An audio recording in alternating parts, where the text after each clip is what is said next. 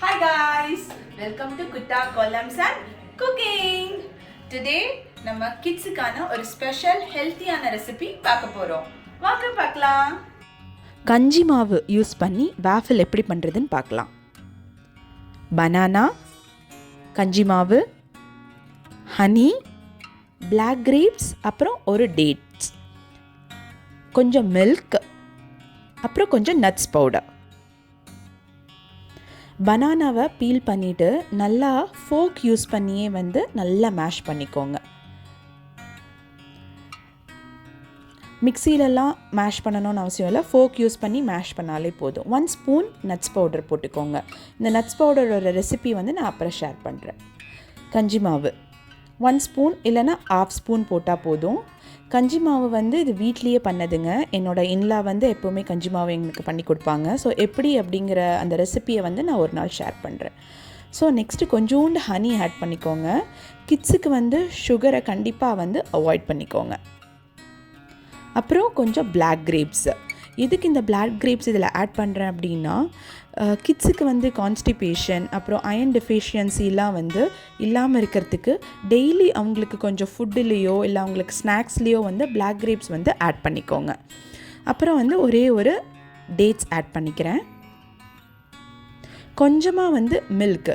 இந்த மில்க் எதுக்கு அப்படின்னு பார்த்தீங்கன்னா, அது கொஞ்சம் பேட்டர் கன்சிஸ்டன்சியில் வரத்துக்கு நான் மில்க் கொஞ்சமாக ஆட் பண்ணி மிக்ஸ் பண்ணுவேன்.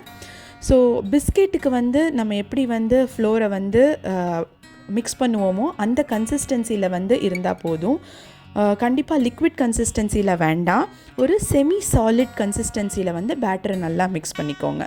ஸோ அதுக்கேற்ற மாதிரி மில்கை கொஞ்சமாக ட்ராப்பாக ஆட் பண்ணி மிக்ஸ் பண்ணிக்கலாம். நெக்ஸ்ட்டு 1 ஸ்பூன் கீ விடுறேன். டேஸ்ட் அண்ட் அந்த பைண்டிங்க்கு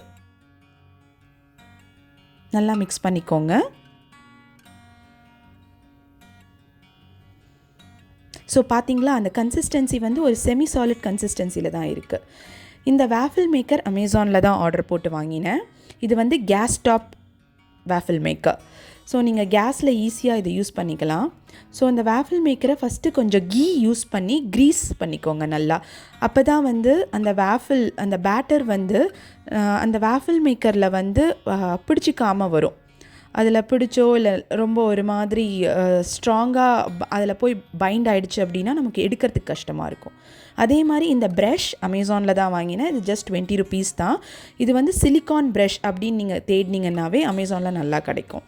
நெக்ஸ்ட்டு பேன் நல்லா ஹீட் ஆயிருக்கா அப்படின்னு பார்த்துட்டு உங்கள் பேட்டரை கொஞ்சமாக ஒரு பிஸ்கெட் ஷேப்பில் நான் எப்போவுமே குட்டாக்க விடுவேன். ஏன்னா அவனுக்கு பிஸ்கெட்னால் ரொம்ப பிடிக்கும்.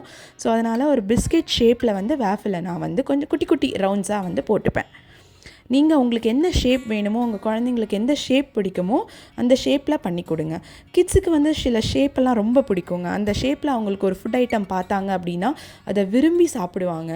ஸோ அவங்க என்ன விரும்புகிறாங்களோ அதுபடியே நம்ம செஞ்சு கொடுத்தோம் அப்படின்னா அவங்களுக்கு அட்லீஸ்ட் ஒரு ஆசையாக அதை சாப்பிடுவாங்க.